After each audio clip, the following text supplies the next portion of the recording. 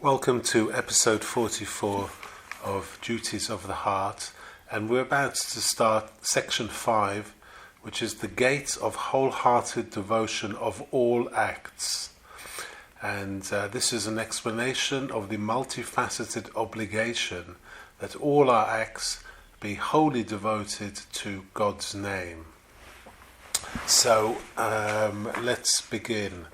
Rabbi Bahya says, having preceded this gate with a discussion of trust in God, may He be exalted, I think it proper to follow with an explanation of the multifaceted obligation that all religious acts be wholly devoted to God alone, for this refines the inner life and purifies the heart of any foreign element that would ruin these acts, and save one from various forms of ingratiation, which leads to affectation and to flattery of others. As Elihu says in Job 32, let me not be partial to any man, or be timid in speaking to another person, for I do not know how to speak timidly.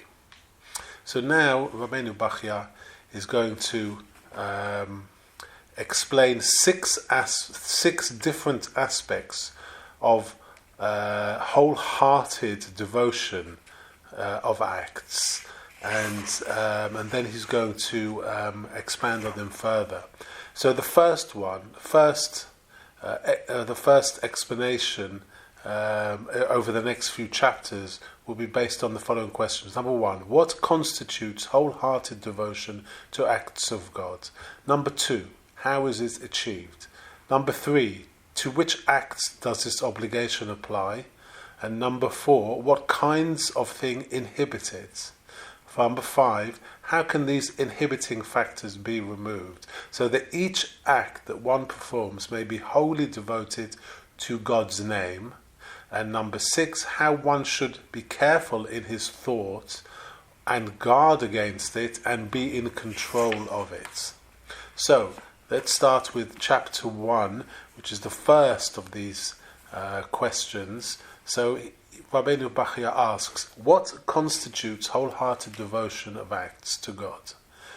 It is the intention in public and private acts of worship for the sake of His name, to do His will alone and not to win the favour of human beings. So the very first question, he emphasizes the fact that it's all about intention.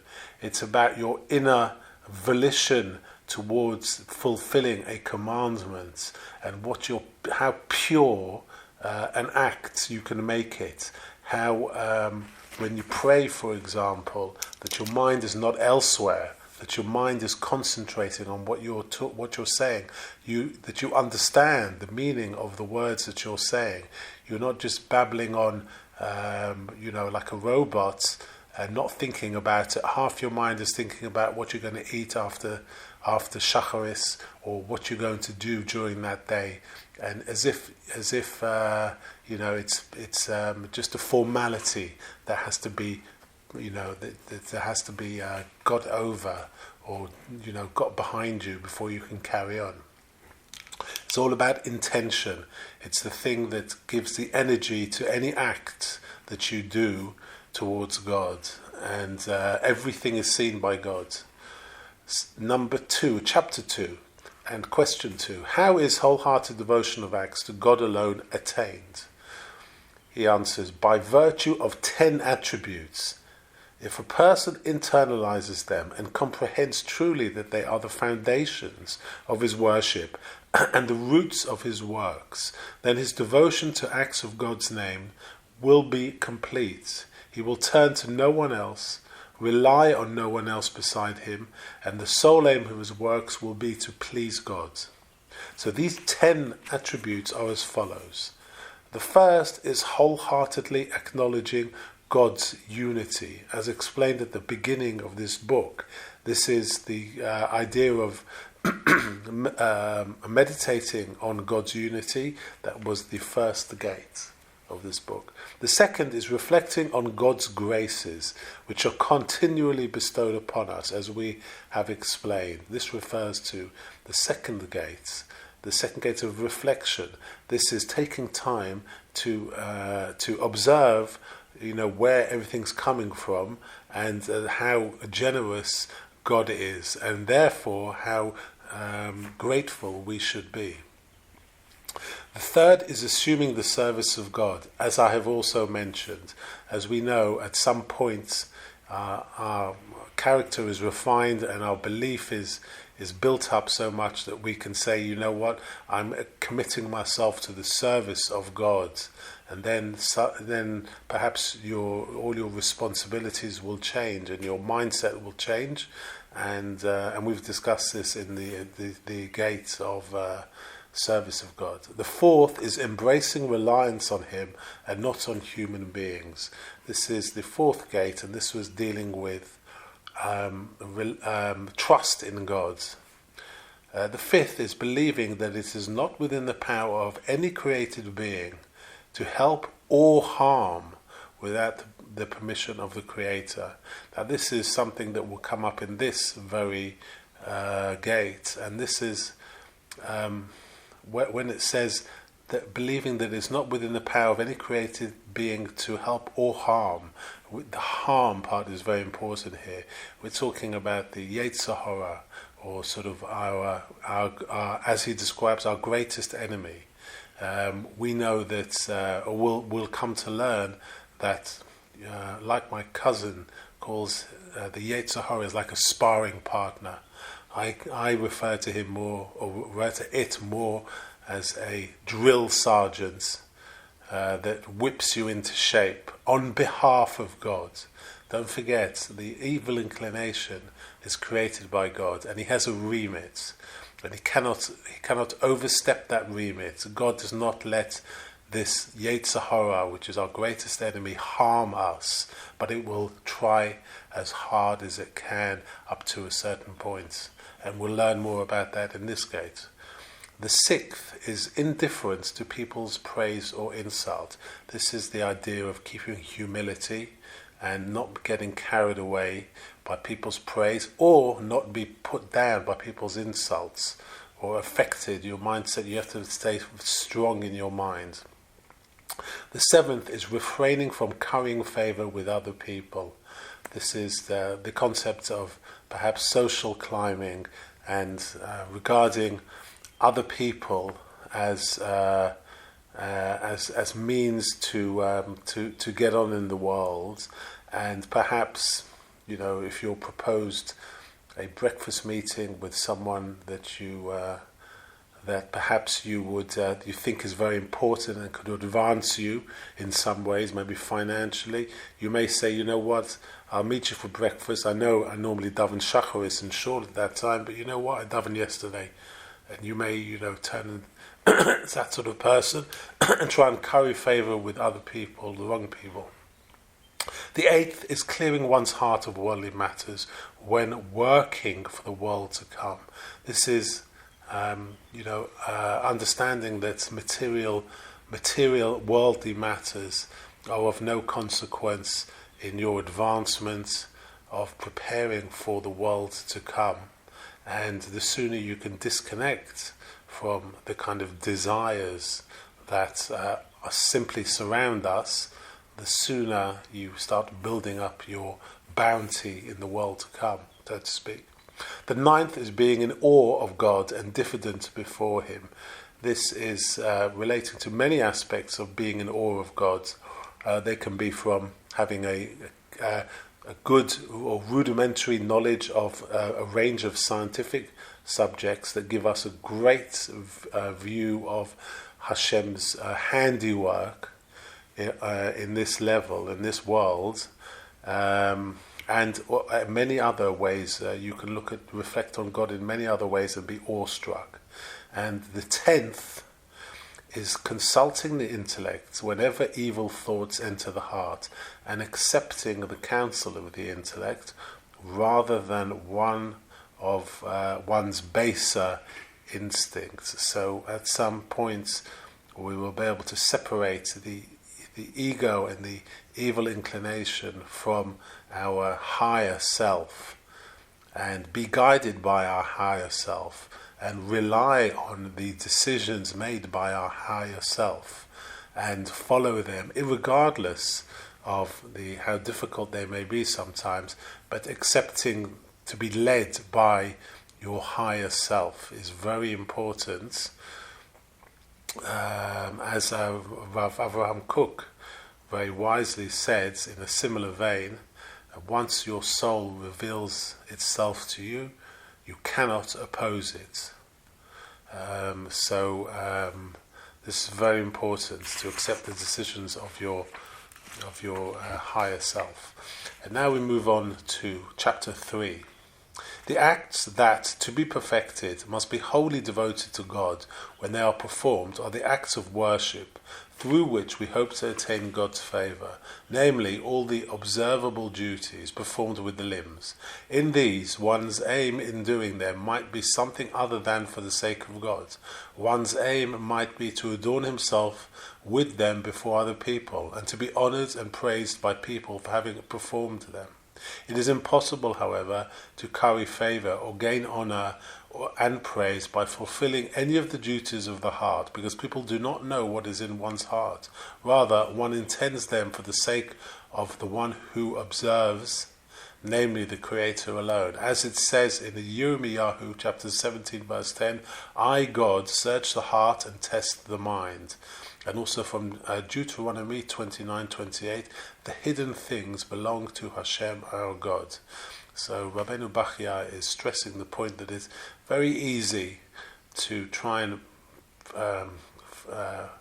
fix a prominent place in synagogue and to show from the outside that you're very observant and that you're a very religious person, but in your heart you're not really. You just want to be the head of the community or somehow just impress people before you even think about God.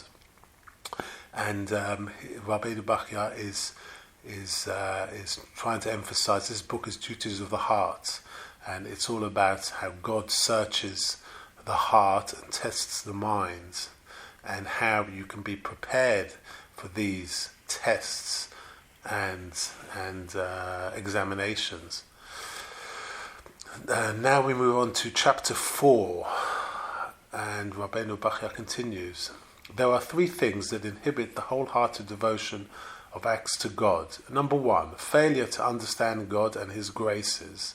Number 2, failure to understand God's commandments and teachings. And 3, the temptation of man's evil inclination and its suggestions to him, pointing to what will attract him to this world and deter him from the path of the world to come. Deficiency in knowledge of God inhibits the practice of His service for the following reason. Whoever does not know his master will not serve him in his heart. Who will serve him? Only one who knows his power, who is certain that he can help or harm him. Even if someone who has no knowledge of God performs one of the acts of service, his aim in doing so is that one who fears or places in hope in man alone. He serves man, not man's creator, because he does not know God or appreciate his nature. The same is true of an idolater. What brings him to idolatry is his lack of knowledge about God, may he be exalted. The idolater, however, is superior to the pretentious poser in 4 respects. And now Rabbeinu Bahya is going to give us 4 aspects of how an idolater can be preferred to a religious person who is just posing and is not in his heart God-fearing and does it all for show and has evil intentions in assuming the garb of a religious person, and how in some instances the idolater is preferred. But this is just a very interesting observation. So these 4 ways that idolater is preferable to a poser is: number 1, in our time when there was no prophecy, the idolater is not warned by a prophet who, through signs and wonders, can prove to him the fallacy of his ideas, but one who poses in his observance of God's Torah is open to the charge that he acts in this fashion after having received the commandment to serve God and the prohibition not to serve anyone beside him. Number 2, the idolater worships that which does not disobey God, but one who poses in his observance of God's Torah worships human beings who disobey God, as well as those who do not disobey him. Number 3, the idolater serves one thing only, but there is no end to those whom the poser serves. And number 4, the idolater's nature is not hidden from people. They can be wary of him, for his denial of God is public. The poser's denial, however, is not apparent. People trust him, so he can harm them in ways that an idolater cannot. He is the worst of the world's afflictions, and is described as pretentious, treacherous, and misleading. So very interesting, very harsh words from Rabbi Bachya to say that if your heart is not in the right place and you assume the appearance of a religious person, you're worse. You're really one of the worst things that can be. In fact, it reminds me a lot of the Yetzer Hara. He's of the world's worst affliction, described as pretentious, treacherous, and misleading. Very much like he's going to describe the evil inclination. So we must be pure in our hearts, and we must be.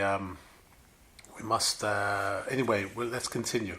If one does not know God's commandments and teachings, his religious practice cannot be wholly devoted to God. For if he does not know the modes of worship as prescribed in the basic laws, he certainly will not know how to perform them perfectly with wholehearted devotion to God. Any religious act that he performs is for the sake of something other than God, for he is like one who doubts the true nature of his obligation to perform these acts, as he has no knowledge of what obligates him to wholeheartedly devote his actions to God. As our masters of blessed memory said in Ethics of Our Fathers, chapter 2, verse 5, an ignorant person cannot fear sin, nor can an unlearned person be pious. The temptation of the evil inclination falls into 2 categories. Number 1, thoughts that create doubt about the true notion and corrupts one's faith, so that he cannot perform any religious act properly. And number 2, objections and arguments which maintain that what he so eagerly seeks to attain, the devotion of acts to God, is neither obligatory nor exemplary. The evil inclination rather encourages him to work for this world and its inhabitants. So this evil inclination, which is a part of us, is a sly entity that seeks to disguise itself in our thoughts and convince ourselves that why get up early for God doesn't need your prayers. God is in heaven. God has got other things to think about. He's got a universe to run. He doesn't care if you get up to daven or not. He doesn't care about if you hand that poor homeless guy some money. Keep the money. Go and buy yourself something better than just giving it away to a stranger. And so on. And we're going to analyze and take apart this evil inclination so that we can better understand it and know how to avoid it. We're going to leave it there for this episode, but next episode we're going to continue with chapter 5, which begins this analysis of the evil inclination and why, as he describes it, he is our greatest enemy. And that's going to be fascinating because this entity is something that we have to tackle, and the more you know about it, the better you can tackle it. So look forward to that episode, chapter 5, next episode.